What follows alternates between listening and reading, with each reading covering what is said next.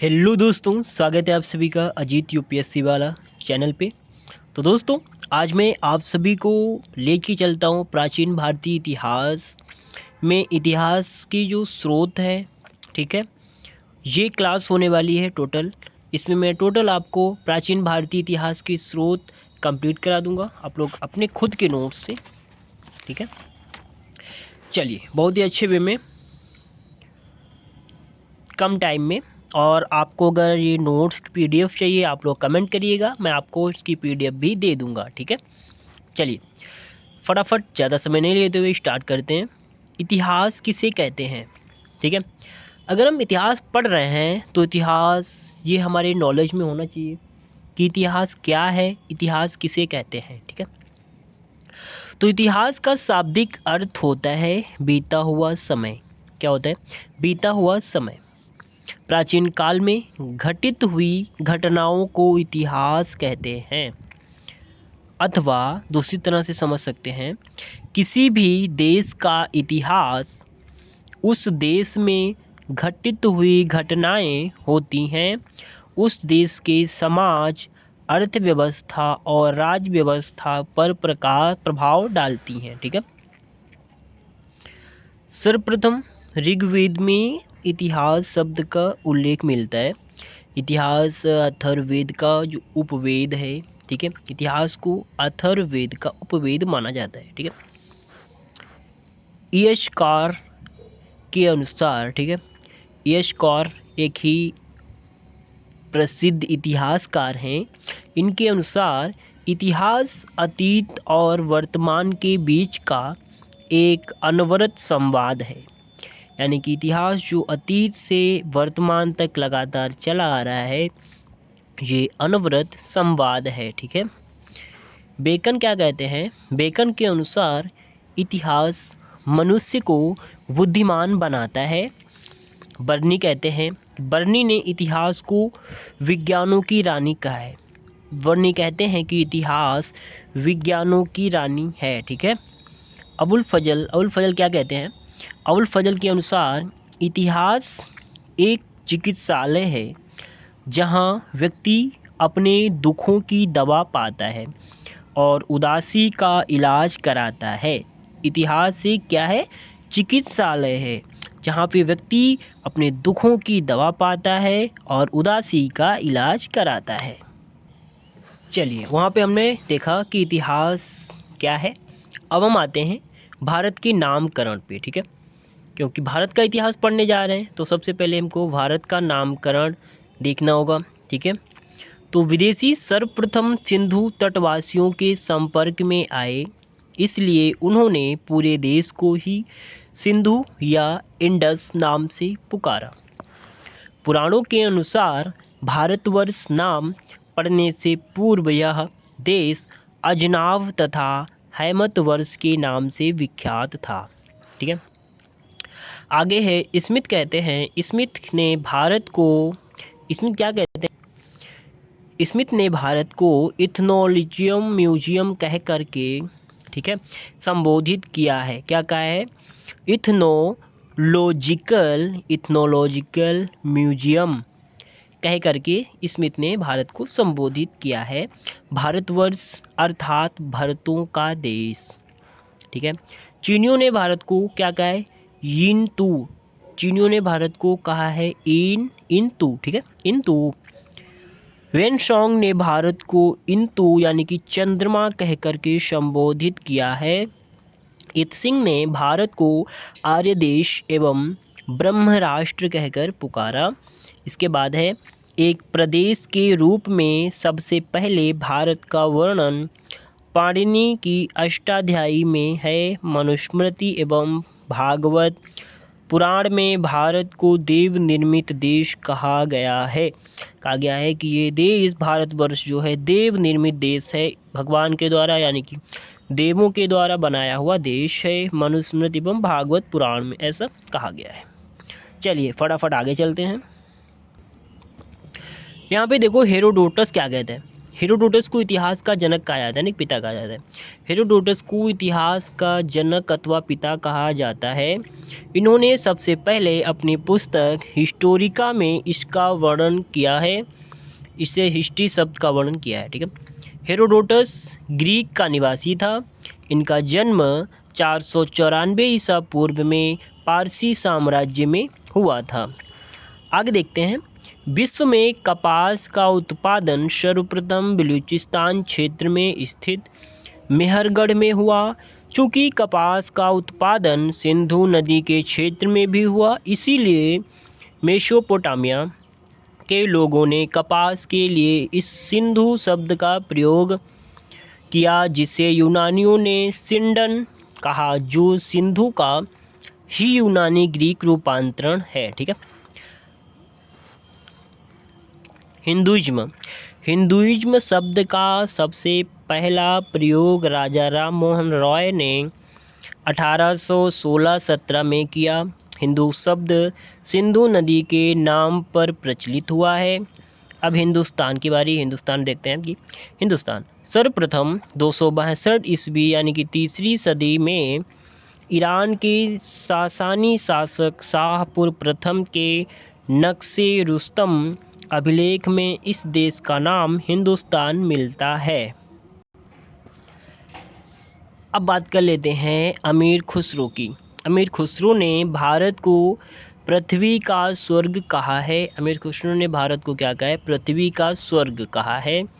खुसरो के अनुसार हिंद ने दुनिया को गिनती, पंचतंत्र तथा शतरंज का ज्ञान दिया है।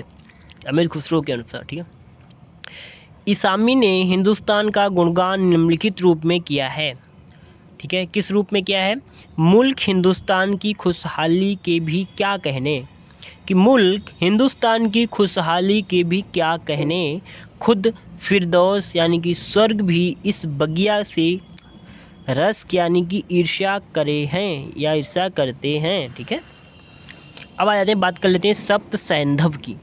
सप्त सैंधव जब आर्य भारत आए तब इसका नाम सप्त सैंधव पड़ा। सरस्वती, शतुद्री, विपाशा, परुष्णी, अशिक्री, वितस्ता और सिंधु, इन 7 नदियों द्वारा सिंचित प्रदेश को ही सप्त सैंधव कहा जाता है। ये मल्टीपल चॉइस क्वेश्चन यानी कि MCQ में भी आ सकता है, प्रीलिम्स के लिए काफ़ी इम्पोर्टेंट है। सप्त सैंधव प्रदेश में कौन कौन सी नदियां हैं, कुछ के नाम दे देगा, कहेगा कौन सी नहीं है तो एक नहीं दे देगा, या इसमें से कोई एक दे देगा, पूछ लेगा कौन सी है, ठीक है। तो आप लोग 7 नदियां अच्छे से याद कर लेनी है। चलो आगे देखते हैं। अब हम डायरेक्ट आ जाते हैं, इतिहास के स्रोत जान लेते हैं, ठीक है। सबसे पहले हमारा आज बात करते हैं साहित्यिक स्रोतों की, फिर करेंगे पुरातात्विक स्रोत की, ठीक है। साहित्यिक स्रोतों में है धार्मिक ग्रंथ, लौकिक ग्रंथ और विदेशी यात्रियों के विवरण, ठीक है। तो आ जाते हैं साहित्यिक स्रोत पे। पहले हम बात कर लेते हैं धार्मिक ग्रंथ की, ठीक है। धार्मिक ग्रंथों में हमारा है वेद, पहले नंबर पे आ जाते हैं। तो वेदों को देख लेते हैं। वेदों के संकलनकर्ता कृष्ण द्वैपायन थे। वेदों को अपरुष्वेय यानी कि देव निर्मित, नित्य एवं श्रुति सुना हुआ श्रेणी में रखा जाता है। पाणिनि ने वेदों को छंदम कहा है। पाणिनि ने वेदों को क्या कहा है? छंदम कहा है। वेद 4 हैं, ऋग्वेद, सामवेद, यजुर्वेद और अथर्ववेद, ठीक है। इन चारों वेदों को संहिता भी कहते हैं। मोस्ट इम्पोर्टेंट है, एक ब्रैकेट में है, ठीक है। चारों वेदों को क्या कहते हैं? संहिता कहते हैं। चलो आगे धार्मिक ग्रंथों में देखते हैं ब्राह्मण ग्रंथ। ब्रह्म यानी कि यज्ञ प्लस यण यानी कि व्याख्या, अर्थात जो यज्ञ की व्याख्या करे वही ब्राह्मण है। ब्राह्मणों को वेदों का परिशिष्ट माना जाता है, ठीक है। सबसे प्राचीन ब्राह्मण ग्रंथ है शतपथ ब्राह्मण। आरण्यक की बात कर लेते हैं। अरण्य यानी कि जंगल, यक में ज्ञान। यह एक स्वतः स्फूर्त रचना है जिससे विभिन्न आध्यात्मिक एवं दार्शनिक समस्याओं का विवेचन किया गया है। आरण्यकों को रहस्य भी कहा जाता है। आरण्यकों का प्रमुख विषय प्राण विद्या है। इसमें यज्ञों की आध्यात्मिक एक व्याख्या मिलती है। महाभारत में आरण्यकों को वेदों का नवनीत यानी कि मक्खन, ठीक है, मक्खन कहा गया है। ओके, चलो अब हम बात कर लेते हैं उपनिषद की। उप यानी कि गुरु के पास, प्लस शिष्य का, प्लस सद यानी कि बैठना। गुरु के पास शिष्य का बैठना अर्थात गुरु के समीप बैठकर शिष्य जो ज्ञान प्राप्त करे वह उपनिषद है। वैदिक साहित्य का अंतिम भाग उपनिषद है, इसीलिए उपनिषदों को वेदांत भी कहा जाता है अथवा कहते हैं, ठीक है। अब भारतीय दर्शन की शुरुआत आरण्यक से होती है, जबकि उनका चरम उपनिषदों को माना जाता है। उपनिषदों को वेद का ज्ञान कांड कहा जाता है। अधिकांश उपनिषद संवाद के रूप में लिखे गए हैं। उपनिषदों में आत्मा एवं ब्रह्म का वर्णन है। इनका प्रमुख विषय आत्मविद्या है। इनका क्या विषय है? आत्मविद्या है, ठीक है। तो यहाँ पे हमने देखो ब्राह्मण ग्रंथ, आरण्यक, उपनिषद यहाँ पे सभी देख लिया। चलो आगे चलते हैं। सबसे विशाल उपनिषद बृहदारण्यक है। सबसे विशाल उपनिषद की बात करें तो बृहदारण्यक है। मांडुक्योपनिषद सबसे छोटा है, ठीक है। और बृहदारण्यक याज्ञवल्क्य प्लस गार्गी का वार्तालाप है। इसमें अगर पूछ दिया जाए क्या है बृहदारण्यक में, ठीक है, तो इसमें याज्ञवल्क्य और गार्गी का जो है वार्तालाप इसके अंतर्गत आता है। कुल 108 उपनिषदों का उल्लेख मुक्तिकोपनिषद में मिलता है, ठीक है। मुक्तिकोपनिषद में कुल 108 उपनिषदों का उल्लेख मिलता है। शंकराचार्य ने केवल 10 उपनिषदों पर अपना भाष्य लिखा और यही 10 उपनिषद प्राचीनतम एवं प्रामाणिक हैं। ये निम्नलिखित है। पहला ईश, दूसरा केन, कठ, प्रश्न, मुंडक, मांडुक्य, तैंत्रीय, इतरेय, छांदोग्य और अंतिम बृहदारण्यक, ठीक है। बृहदारण्यक ऐसे पढ़ सकते हैं उसको, बृहदारण्यक। छांदोग्य है, कृष्ण का वर्णन है इसमें, 3 आश्रमों का वर्णन इसमें मिलता है छांदोग्य उपनिषद में। इंपॉर्टेंट था तो मैंने वहाँ पे लिख दिया, ठीक है। हम बात कर लेते हैं वेद, उपवेद और प्रतिपादक के, ठीक है। तो वेद है ऋग्वेद, इसका ऋग्वेद का उपवेद आयुर्वेद, इसके प्रतिपादक कौन है? ब्रह्मा जी। सामवेद का उपवेद गंधर्व वेद, प्रतिपादक नारद। यजुर्वेद का उपवेद धनुर्वेद के प्रतिपादक ऋषि विश्वामित्र जी। और अथर्ववेद का उपवेद शिल्प वेद या स्थापत्य वेद अथवा इसे अर्थशास्त्र भी बोल सकते हैं। और इसकी जो प्रतिपादक हैं वो हैं भगवान विश्वकर्मा, ठीक है। ये इम्पोर्टेंट यहाँ पे दे लिया है कि जाबालोपनिषद के अंतर्गत 4 आश्रमों का वर्णन है। कठोपनिषद में नचिकेता प्लस यम वार्तालाप है। नचिकेता और यम वार्तालाप किस में है? कठोपनिषद। 4 आश्रमों का वर्णन जाबालोपनिषद में।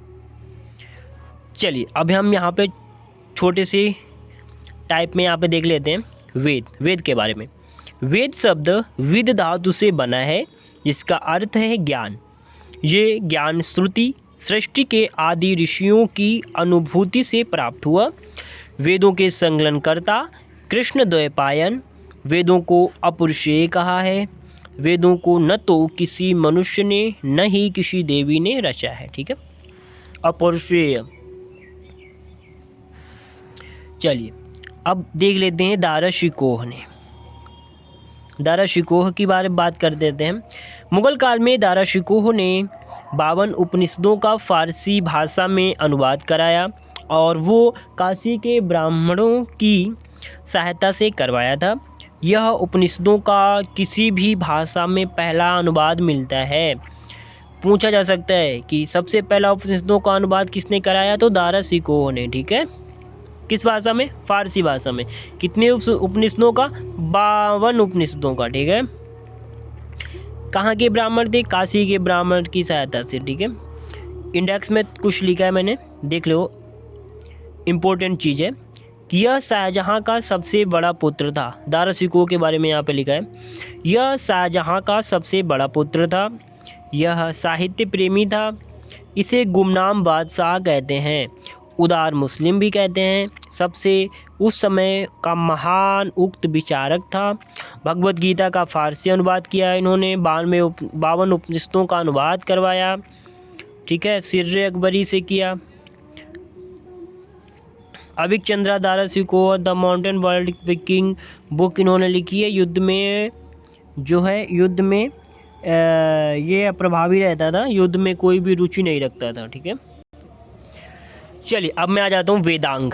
वेद हो गए, वेद के बाद देखते हैं वेदांग, यानी कि वेदों को समझने के लिए 200 यानी कि 600 से 200 ईसा पूर्व तक सूत शैली में 6 वेदांगों की रचना की गई। 6 वेदांग कौन कौन से हैं? पहला है शिक्षा, दूसरा है कल्प, तीसरा है व्याकरण, चौथा है निरुक्त, फिर है छंद, फिर है ज्योतिषी। कल्प इंपॉर्टेंट है। कल्प के अंतर्गत भी 4 पार्ट हैं। पहला है स्रोत सूत्र, ग्रस्य सूत्र, धर्म सूत्र और सुलभ सूत्र, ठीक है। सुलभ सूत्र को कात्य सूत्र भी कहते हैं। सूत सूक्त के अंतर्गत वैदिक कर्मकांडों से संबंधित है ये। ग्रस्य सूत्र है एक ही अग्नि का प्रयोग, यानी कि 16 संस्कार जो होते हैं उसका जिक्र भी इसी में किया गया है। धर्म सूत्र जो है इसमें स्मृति है, ठीक है। सुलभ सूत्र में ज्यामिति का विकास है और कात्यायन ने रचा है इसको, सुलभ सूत्र को, ठीक है। इसमें शिक्षा प्रथम तथा ज्योतिष अंतिम वेदांग है। वेदांगों को वैदिक साहित्य का भाग नहीं माना गया है। दोस्तों मैं जो पढ़ा रहा हूँ ना, ये नोट्स यूपीएससी के लिए है, यूपीएससी एस्पिरेंट के लिए, ठीक है, मेरा नोट्स है। तो टोटल चीज़ें हैं एकदम स्टैंडर्ड लेवल की हैं। अगर आपने इसमें से अच्छे से पढ़ लिया ना, पीडीएफ खोल के इसमें टोटल देख के, जो भी जैसे भी करके आप लोगों ने अच्छे से पढ़ लिया ना, कोई भी एग्ज़ाम ऐसा नहीं जाएगा जिसमें से अगर प्राचीन भारतीय इतिहास से कोई भी क्वेश्चन बन रहा है तो इससे कहीं अलग हो जाए, ठीक है, ऐसा संभव है। पाणिनि की अष्टाध्यायी व्याकरण की सर्वश्रेष्ठ रचना है। निरुक्त की रचना यास्क ने की है। यास्क पाणिनि से भी प्राचीन थे। यास्क पहले विद्वान थे जिन्होंने वेदों की व्याख्या के लिए आवश्यक नियमों का प्रतिपादन किया है। पिंगल मुनि का छंद शास्त्र छंद पर लिखा गया प्राचीनतम ग्रंथ है, ठीक है।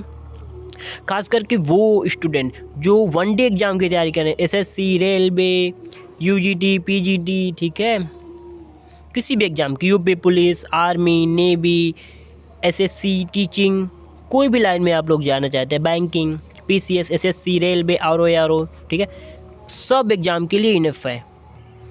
देखो अब मैं आ जाता हूँ फटाफट से रामायण पे। रामायण ख़त्म करके महाभारत स्टार्ट करेंगे, ठीक है।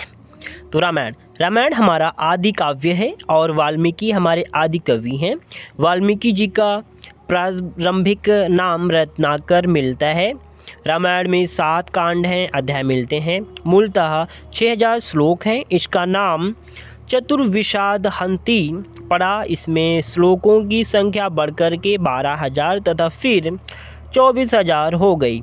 रामायण का फारसी अनुवाद अकबर के समय में अब्दुल कादिर वदायूनी ने इसका अनुवाद किया।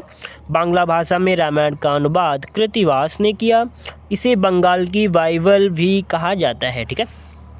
देख लिया हमने अच्छे से। अब हम आ जाते हैं फटाफट से महाभारत में। तो ये महर्षि वेदव्यास की कृति है। इस ग्रंथ के लिपिक भगवान श्री गणेश थे। महाभारत की टीकाकार नीलकंठ जी हैं। महाभारत का प्राचीन नाम जय था। महाभारत को जय संहिता भी कहा जाता है। इसमें कुल 18 अध्याय अथवा पर्व हैं। हरिवंश इसका परिशिष्ट पर्व मिलता है। शांति पर्व महाभारत का सबसे बड़ा पर्व है। यह 12वां पर्व है। पुलकेशिन द्वितीय के ऐहोल अभिलेख में यह जानकारी मिलती है कि महाभारत का युद्ध 18 दिनों तक चला। महाभारत में प्रथम बार शिव की कल्पना अथवा लिंग रूप में की गई, ठीक है। आगे देखते हैं कि महाभारत का श्लोकों की संख्या के आधार पर नाम कितने कितने पड़े। महाभारत के जो श्लोक थे, जब इसमें 8800 श्लोक थे तब इसका नाम था जय संहिता। 2400 श्लोक हुए, 2400 श्लोकों की जब संख्या हुई 24000 तो इसका नाम पड़ा भारत, ठीक है। तब इसका नाम जो है भारत पड़ा। इसके बाद 1 लाख जब इसमें श्लोक हुए तो इसका नाम पड़ा महाभारत, ठीक है। जय संहिता, भारत, महाभारत। 8800, 24,000, 1,00,000। ठीक है। महाभारत का अनुवाद किसने किया? तो महाभारत का अनुवाद फारसी भाषा में रज्मनामा अकबर के समय में अब्दुल कादिर वदायूनी ने रज्मनामा के नाम से किया। ठीक है। अब आगे हम देख लेते हैं पुराण। ये देखो टोटल, अब हम बात करेंगे पुराण के बारे में। पुराण का शाब्दिक अर्थ होता है प्राचीन। पुराण यानी कि प्राचीन, बीता हुआ। पुराण का शाब्दिक अर्थ होता है प्राचीन। पुराणों के रचयिता लोमहर्ष या उनके पुत्र उग्रश्रवा हैं। मुख्य रूप से 18 महापुराण एवं 29 उपपुराण हैं। नारद मुनि ने इतिहास पुराण को पंचम वेद कहा। राजाओं की वंशावलियाँ एवं 5 पुराणों में देखने को मिलती हैं, जिसमें पहला है वायु पुराण, विष्णु पुराण, मत्स्य पुराण, ब्राह्मण पुराण और भागवत पुराण। वायु पुराण में गुप्त वंश के अध्ययन हेतु लिखा गया है। विष्णु पुराण मौर्य वंश के अध्ययन, मत्स्य पुराण सातवाहन वंश के अध्ययन हेतु। ठीक है। पुराणों में ही सातवाहन शासकों को आंध्र भृत्य कहा गया है। ब्रह्म वैवर्त पुराण में राधा का वर्णन मिलता है। ठीक है। बराह पुराण में मथुरा नगरी का विस्तार से वर्णन हुआ है। गरुड़ पुराण में पशु चिकित्सा का वर्णन मिलता है। विष्णु पुराण में ज्योतिष विद्या का वर्णन मिलता है। स्कंद पुराण सबसे बड़ा पुराण है। इसके रेवाखंड में प्रसिद्ध सत्यनारायण भगवान की कथा मिलती है। अग्नि पुराण समस्त भारतीय विद्याओं का विश्वकोश माना जाता है। विष्णु धर्म सूत्र में सर्वप्रथम अस्पृश्य का जो शब्द होता है वो देखने को इसमें मिलता है। मनुस्मृति को मानव धर्म शास्त्र कहा गया है। विष्णु स्मृति में सती प्रथा का उल्लेख देखने को मिलता है। चलिए अब हम देख लेते हैं बौद्ध ग्रंथ। इसमें सूत पिटक यह सबसे बड़ा और सर्वोच्च पिटक है। रचना आनंद ने की थी। बुद्ध की शिक्षाओं व प्रवचनों का एक संग्रह है। इसमें संवाद, कविताएं व छोटी कहानियां शामिल हैं। इसके बाद अंगुत्तर निकाय बात कर लेते हैं इसकी। तो इसमें 16 महाजनपदों का उल्लेख है। रचना महंत आनंद कौशलायन ने की थी और महाबोधि सभा कलकत्ता द्वारा इसको वर्तमान समय में प्रकाशित किया गया है। ठीक है। बात करते हैं विनय पिटक की। इसमें बौद्ध संघ की स्थापना व संघ के नियमों की विवेचना की गई है।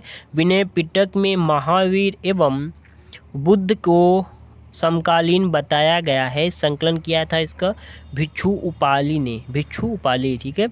अब आ जाते हैं विधम्म पिटक में। तो इसके संकलनकर्ता मोगलीपुत्र तिस्स, सबसे पहली बार इन्होंने संस्कृत भाषा का प्रयोग देखने को मिलता है। तिस्सी बौद्ध संगीति के दौरान की ये रचना है। यह पिटक बौद्ध दर्शन, सिद्धांत और मनोविज्ञान से संबंधित है। इसके बाद बात कर लेते हैं मिलिंद पन्हों की। तो यह पाली भाषा में है, जिसमें नागसेन व मिनांडर के बीच वार्तालाप का वर्णन है। इसी मिलिंद पन्हों में घनानंद व चंद्रगुप्त के बीच युद्ध का भी वर्णन मिलता है। तो दोस्तों आज की वीडियो में हमने बौद्ध ग्रंथ, ये टोटल चीज़ें यहाँ पे हमने अभी देख ली हैं। ठीक है। क्योंकि आगे का आप लोगों को बताएंगे नेक्स्ट टाइम में, नेक्स्ट क्लास में, यानी कि नेक्स्ट वीडियो में।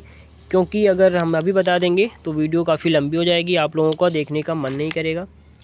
ठीक है। तब तक के लिए इतना पढ़िए अच्छे से, और नेक्स्ट वीडियो क्लास भी बहुत ही जल्दी आने वाली है। ठीक है। इसके बाद फटाफट आप लोग शेयर कीजिए, अच्छे से देखिए, पढ़िए। और हाँ, अगर आपको पीडीएफ चाहिए हो तो कमेंट करिए, मैं आपका टोटल इसका पीडीएफ दे दूंगा। ठीक है। एकदम free of cost. Thank you so much. आप लोग पढ़ते रहिए, स्वस्थ रहिए, मस्त रहिए। और हाँ, एक लाइक करते रहिए। ठीक है। आप लोग अच्छे से लाइक करोगे, शेयर करोगे, अच्छे व्यू आएंगे ना, तो मुझे मोटिवेशन मिलेगा। जब मोटिवेशन मिलेगा ना तो मैं नेक्स्ट वीडियो फटाफट बनाऊंगा। ठीक है।